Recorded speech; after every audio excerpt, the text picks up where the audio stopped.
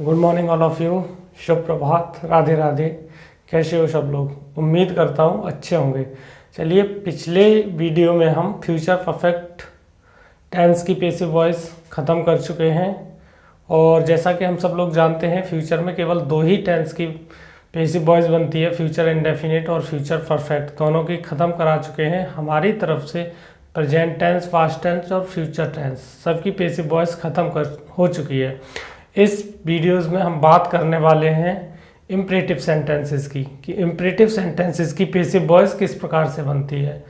तो जैसा कि हम सब लोग पहले ही जानते होंगे, अगर बात करें हम एक्टिव की, पहले तो हम बात कर लेते हैं इम्परेटिव सेंटेंसेस की कि इम्परेटिव सेंटेंसेस होते क्या हैं। तो इम्परेटिव सेंटेंस वे सेंटेंस होते हैं जिन वाक्यों में प्रार्थना, सुझाव या सलाह का बोध होता है। तो ऐसे सेंटेंस हमारे इम्परेटिव सेंटेंस कहलाते हैं और इनकी जो शुरुआत होती है, अंग्रेजी की बात करें तो इनमें आपका जो कर्ता यू होता है वो छिपा हुआ होता है, इनमें सब्जेक्ट प्रयोग नहीं होता है।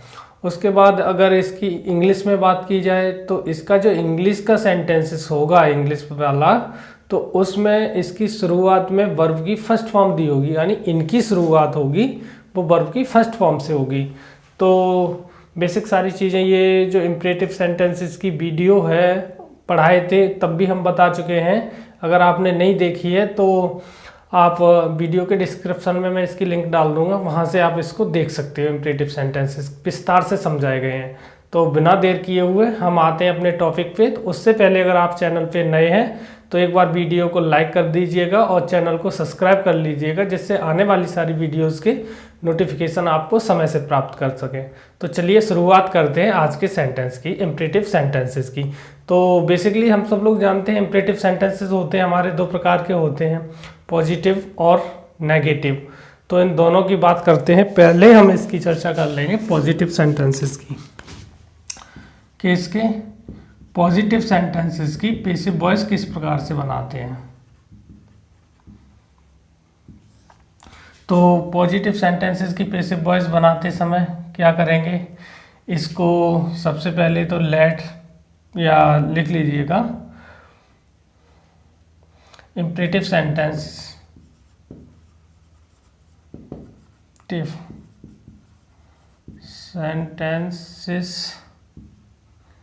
की पैसिव वॉइस बनाते समय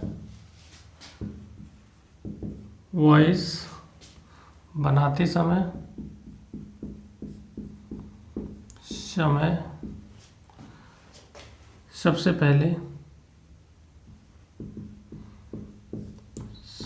पहले लेट का प्रयोग करते हैं।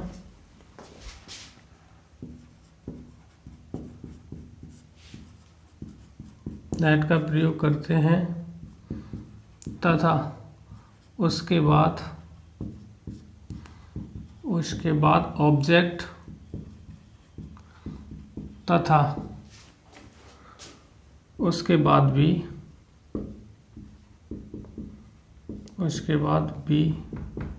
तथा उसके बाद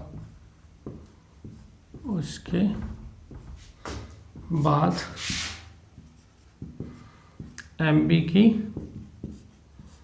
थर्ड फॉर्म लगाते हैं। चाहो तो आप इसको बाई के द्वारा यू को जोड़ सकते हो, क्योंकि इनमें जो आपका हर एक सेंटेंस में जो सब्जेक्ट रहेगा यू होगा, तो इसको लिखना कोई आवश्यक नहीं होता है। तो देखिए इसकी स्ट्रक्चर किस प्रकार से बन जाएगी। यानी सबसे पहले तो हमारा लेट आ जाएगा, let plus object plus be और प्लस एम बी की थर्ड फॉर्म। यहाँ पे प्लस बाई और प्लस यू भी जोड़ सकते हो अगर चाहो तो। अगर इसको लगाना कोई आवश्यक नहीं होता है, इसको आप नहीं लगाओगे, केवल एम बी की थर्ड फॉर्म तक ही ऐड कर दो, तब भी आपका सही होगा। जैसे मैं बोल दूँ ओपन द डोर, जहाँ से एक्टिव है ओपन द डोर, इस तरह से। सबसे पहले तो इसका पैसिव बनाएंगे, तो ये द डोर। शुड से बनाना चाहो तो द डोर से बन जाएगा। देखिए इसको सबसे पहले लेट से ही बनाते हैं। लेट द डोर, उसके बाद में बी है, बी आ जाएगा, लेट द डोर बी, उसके बाद थर्ड फॉर्म ओपन्ड।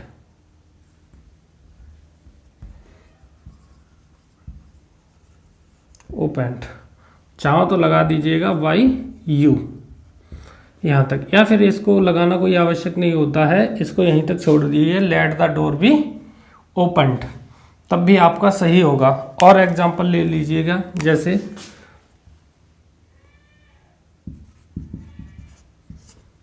मैं बोलूं कम हियर, कम हियर, इधर आइए, इसकी पैसिव वॉइस बनाएंगे तो लेट, ठीक है, here be came come, let here be come, और बाई यू लगाना चाहो लगा दीजिएगा, या फिर आप यहीं तक छोड़ दीजिएगा। दोनों प्रकार से आपका वाक्य होगा वो सही होगा। तो चलिए और एग्जांपल ले लेते हैं, जैसे तीसरा एग्जांपल ले लूँ, जैसे call the servant, call the servant, नौकर को बुलाइए, तो let the servant, let the servant और बी कॉल्ड। इस तरह से ये इंपरेटिव सेंटेंस बनते हैं। चलिए एक दो एग्जांपल और लेके इसको समझने का प्रयास करते हैं।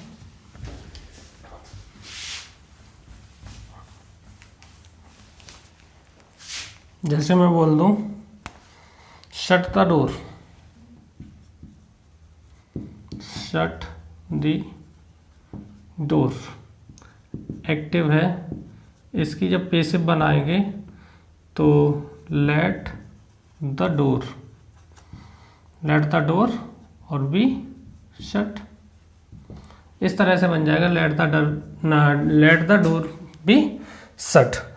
तो इस तरह से ये पॉजिटिव वाक्य बनते हैं। चलिए कुछ पॉजिटिव सेंटेंसेस में ही हम प्लीज़ वाले वाक्यों की बात कर लेते हैं। अगर वाक्य में सुझाव दिया हो तो यू आर एडवाइस से बन जाएगा, और अगर वाक्य में रिक्वेस्ट की गई हो, प्रार्थना का या प्लीज़ शब्द दिया हो, तो यू आर रिक्वेस्टेड टू से बन जाएगा। तो इनको देख लीजिएगा, अगर वाक्य में आप चाहो तो ये नोट कर लीजिएगा, या चलो मैं लिखा देता हूँ, यहाँ से नोट कर लो थोड़ा सा, साथ ही साथ पढ़ते चल सकते हैं। यहाँ पे यदि वाक्य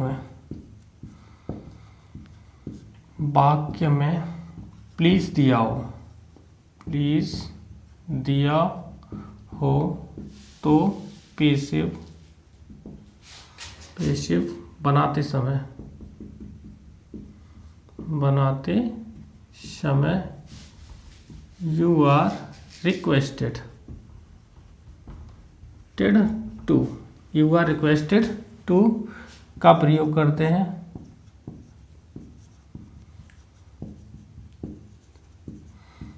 तथा वर्ब की फर्स्ट फॉर्म लगाते हैं। यू आर रिक्वेस्टेड के साथ ही केवल वर्ब की फर्स्ट फॉर्म आएगी, लगाते हैं। चलो अभी एग्जांपल के इस माध्यम से सारा कुछ क्लियर हो जाएगा। ओके, जैसे मैं बोल दूं, जैसे प्लीज एक्टिव है इसका,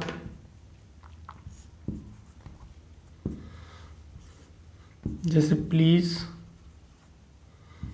हेल्प मी, तो यहाँ से प्लीज शब्द आया है।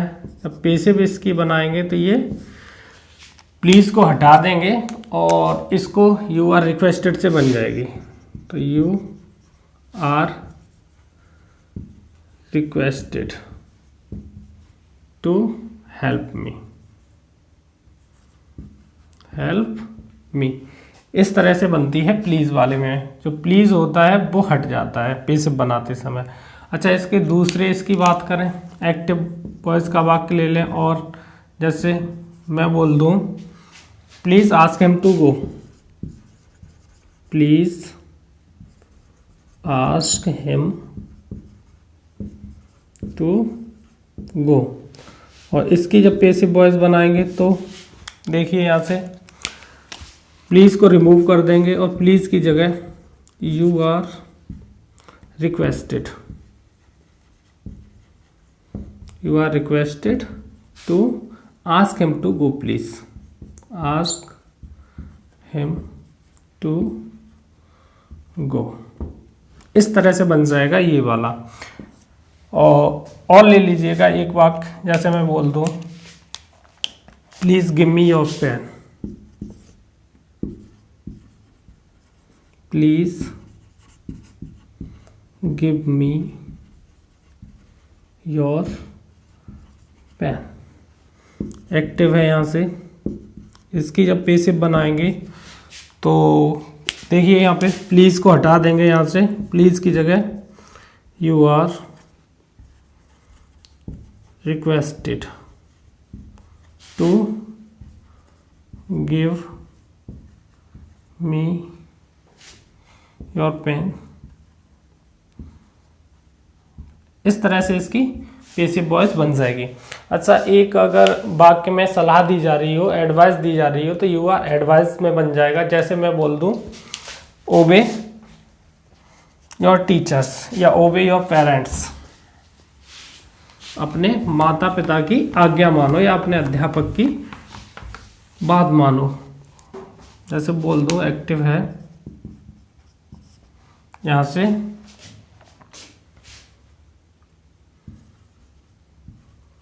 ओबे योर पेरेंट्स, तो इसमें सलाह दी जा रही है। तो इसकी जब पैसिव वॉइस बनाएंगे तो जो यहाँ पे you are advised to obey your parents, इस तरह से बन जाएगी। या मैं और बोल दूं एक एग्जांपल एक्टिव का ही, जैसे obey rules of the road,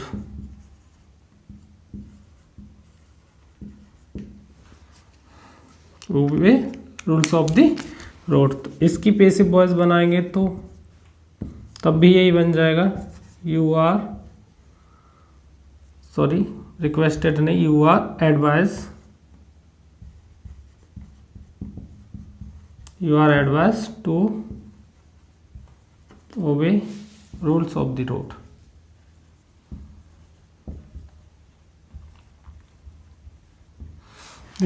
इस तरह से इसके पॉजिटिव वाक्य बनते हैं। चलिए इसके दूसरे पार्ट की निगेटिव सेंटेंसेस की बात कर लेते हैं कि निगेटिव सेंटेंसेस में क्या होता है। तो जैसा हम सब लोग जानते हैं कि जो इम्परेटिव सेंटेंसेस की अगर एक्टिव वॉइस की बात करें तो एक्टिव वॉइस में नेगेटिव जो सेंटेंस होते हैं वो आपके डू नॉट से बनते हैं, यानी इसके जो वाक्य रहेंगे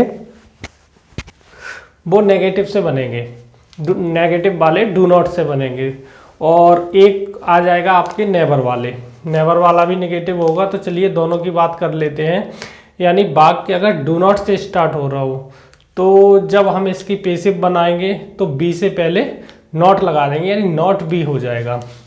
देखिए यहाँ पे निगेटिव सेंटेंसेस,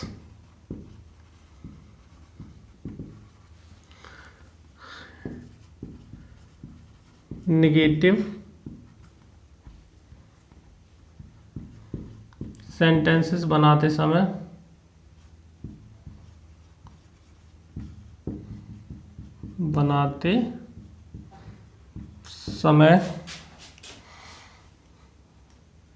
डू नॉट को हटा देते हैं तथा बी से पहले नॉट लगा देते हैं, नॉट लगा देते हैं। जैसे इसका नोट इस तरह से इसकी स्ट्रक्चर हो जाएगी, यानी सबसे पहले तो आपका क्या दिया होगा, सॉरी यहाँ से लेट प्लस इसका ऑब्जेक्ट जो होगा एक्टिव का वो ऑब्जेक्ट आ जाएगा यहाँ नॉट, और प्लस यहाँ पे आपकी बी। और प्लस यहाँ पे एम बी और लेट के साथ एम बी की थर्ड फॉर्म आएगी।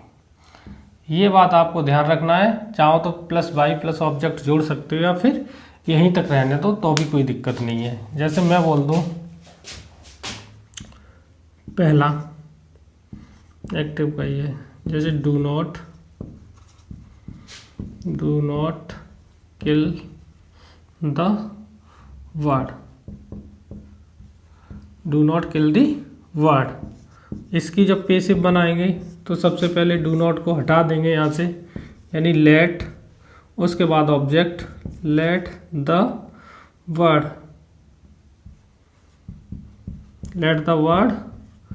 नॉट बी, उसके किल की third form killed, let the word not be killed. इस तरह से इसकी पेसिव वॉइस बन जाएगी। जैसे और मैं बोल दूं, जैसे दूसरा do not abuse Ram, capital बना दीजिए राम को।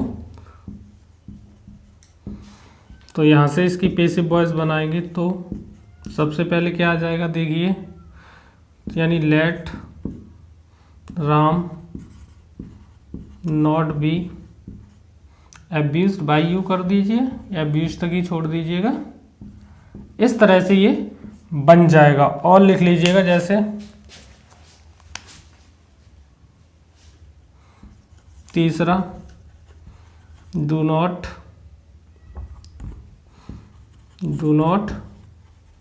Beat the child, do not beat the child active है। इसकी पेसिव वॉइस बनाएंगे तो सबसे पहले let the child not be beaten. इस तरह से बन जाएंगे इसके नेगेटिव वाले वाक्य। आई होप आपको इसके नेगेटिव वाक्य समझ आए होंगे। चलिए इसके नेवर वाले वाक्यों की बात कर लेते हैं कि नेवर वाले वाक्य किस प्रकार से बनते हैं। तो नेवर वाले वाक्यों में कुछ नहीं करना है आपको। नेवर वाले वाक्यों में शुड का प्रयोग कर देंगे, यानी नेवर वाले वाक्यों को चाहो तो लिख लीजिएगा यहाँ पे। नेवर वाले वाक्यों में शुड से बनाते हैं। नेवर वाले वाक्यों में शुड का प्रयोग करते हैं, शुड का प्रयोग करते हैं। ठीक है, नेवर वाले वाक्यों में शुड का प्रयोग करेंगे और तथा एमबी की थर्ड फॉर्म लगाते हैं।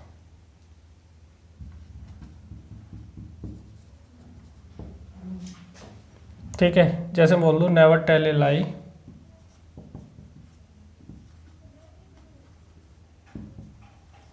Tell a lie. इसकी जब पेसिव वॉइस बनाएंगे देखिए कैसे, ए लाई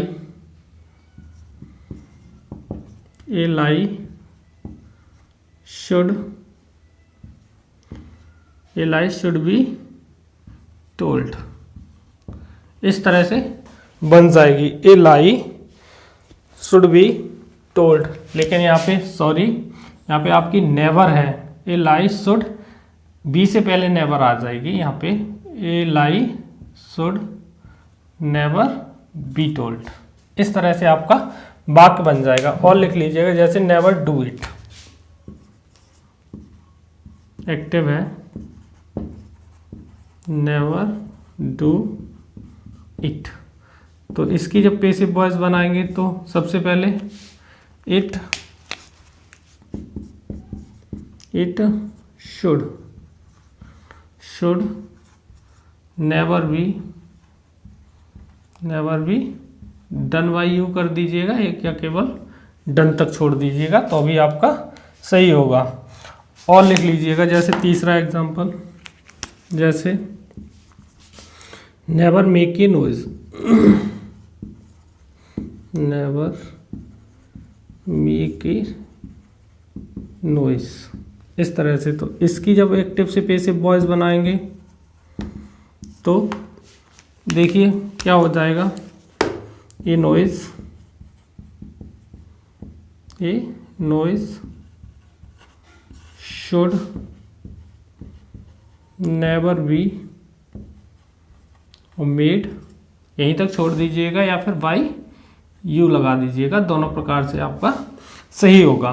तो इस तरह से आपके जो इम्परेटिव सेंटेंसेस की पैसिव वॉइस ख़त्म होती हैं। होप आपको बहुत अच्छे से समझ आई होंगी। आपको अगर वीडियो अच्छी लगी हो तो एक बार लाइक कर दीजिएगा। नेक्स्ट वीडियो में हम बात करेंगे डायरेक्ट इनडायरेक्ट की। तो अगली वीडियो में मिलते हैं डायरेक्ट इनडायरेक्ट के साथ। तब तक आप लोगों का बहुत बहुत धन्यवाद।